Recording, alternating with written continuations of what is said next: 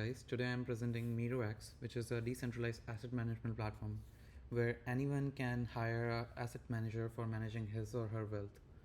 Now, let me quickly show you the interface and then I'll go through some technicalities. Now, if we go to the MiroX application, we can see on the first page all the asset managers listed on the platform. And then if the user go to the U section and then he can log in with his socials. We have integrated Privy for that, and user can also log in using his Web3 wallet. So let me just connect using Google. Now I will be able to see if I go to the U page again, my address which Privy created and a logout section.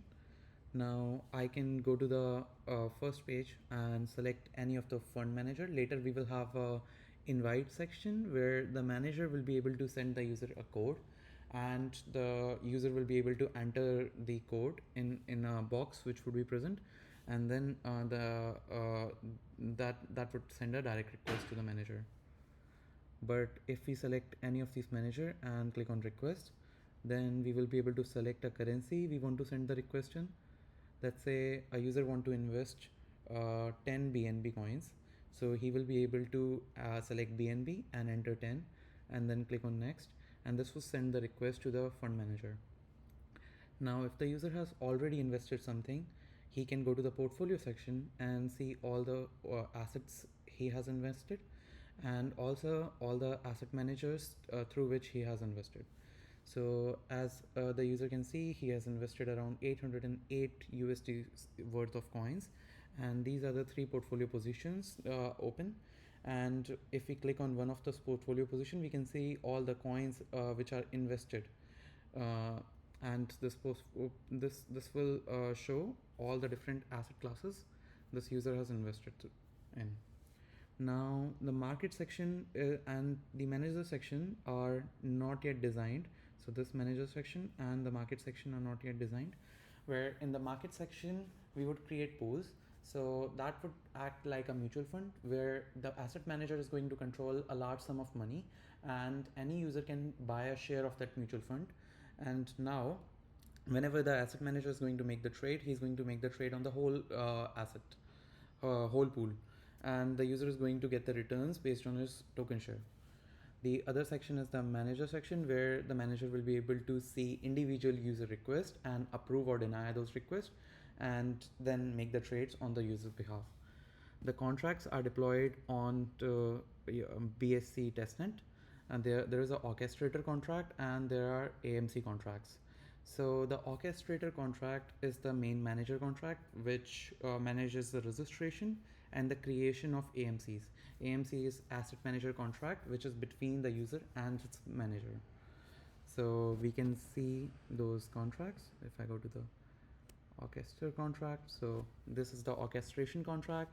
It has a registration function and a create request function, and has some logging functionality. So this works on the central logger mechanism. So every single log is collected from the AMC contract and is emitted through this orchestration contract, so that we can just fetch all the events from the orchestra contract instead of the AMC contracts, because there would be a lot of AMC contracts.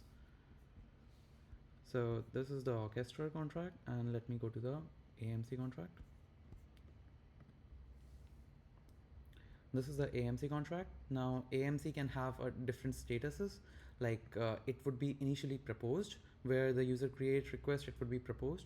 Then the fund manager can either accept or reject the AMC, and then after a while, if the user want to deactivate the AMC, he can deactivate the AMC, or if the manager wishes to not serve the user, he can deactivate the AMC. Now this also has function to accept, refuse, or deactivate as discussed above, and there is a deposit function, a trade function, and a withdrawal function. Now the trade functional is currently not working, as we later found out that Uniswap is not yet supported on BSC testnet, and we were not having enough time to code for PancakeSwap, so we just commented out this code which was required for Uniswap and move forward. Now we are going to definitely integrate PancakeSwap and also a few other exchanges like Uniswap on BSC mainnet. But for now, this function is not yet integrated. Now there is also a withdrawal function and there is a receive function which is reverting because we don't want to accept BNB token or ETH token. We don't want to accept gas tokens. Basically, we want to accept wrapped tokens because they are easier to manage. And yeah, so we have also done a test flow. Now these are all the transactions in the test flow. I have linked to those in the README. Let me open the README.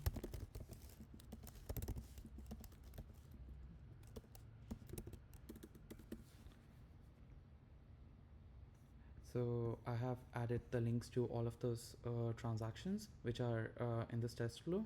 So a user is registering, a manager is registering, and then user is creating an AMC request for that manager. Then the manager is accepting the AMC request, depositing the token in the AMC, and manager is trading in the AMC. So I have added all of those transactions. So what are the future improvements that this needs to have? Now, due to the lack of time, we were not able to integrate the smart contract with the application. So the application is just showing some mock data. We want to definitely integrate that. Now also for the AMC, we are deploying a new contract of AMC every time a user is creating a request. Now this can be optimized in terms of gas fee by using proxy contracts. So we are definitely going to do that. And then we need to make a event indexer for fetching all of these events from the orchestrator and create these stats. And also as discussed, we want to integrate PancakeSwap and Uniswap. The manager dashboard is not complete as previously discussed, and also there is a restricted trading option. So we need to add that. Basically that means is the user can choose which tokens his money can be invested in. So let's say he chooses 5 different tokens, the manager will only be able to trade on those tokens and nothing else. So these are the functionalities needed. So thank you so much, and